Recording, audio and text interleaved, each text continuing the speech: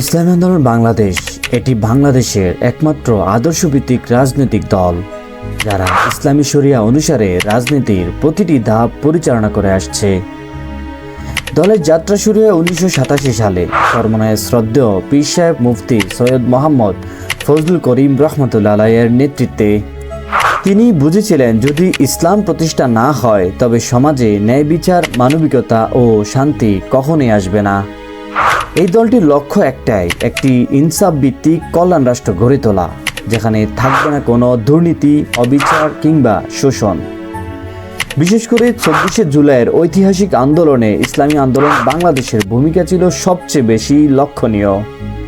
দলটি যেদিন দেশের আপামর জনগণের দাবি ও ন্যায়ের পক্ষে যে সাহসী ভূমিকা রেখেছিল তা দেশবাসী শ্রদ্ধা ভরে স্মরণ করে। তাদের শান্তিপূর্ণ ও শৃঙ্খলাবদ্ধ অবস্থান, ইসলামী শালীনতার মধ্য থেকে প্রতিবাদ, এটাই দেখিয়ে দেয় তারা কেবল একটি রাজনৈতিক দল নয়, বরং আদর্শের ধারক ও বাহক।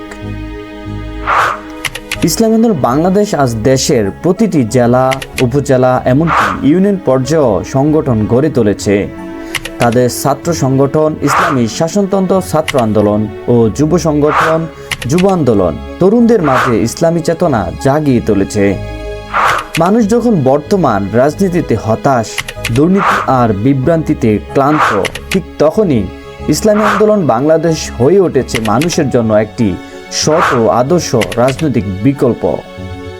তরুণ প্রজন্ম, আলেম সমাজ এবং ইসলামপন্থী মানুষ এই দলের সঙ্গে একাত্মতা প্রকাশ করেছে। তারা বিশ্বাস করে এই দলেই পারে আল্লাহ ভীতির ভিত্তিতে রাষ্ট্র চালিয়ে জনগণের মৌলিক অধিকার নিশ্চিত করতে।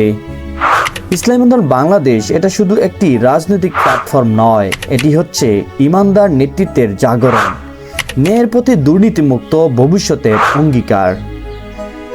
এখন সময় এসেছে ইসলামের ছায়ায় পরিচালিত একটি রাষ্ট্র গঠনের। এখন সময় এসেছে ইসলামী আন্দোলন বাংলাদেশের নেতৃত্বে এগিয়ে নিয়ে যাওয়ার।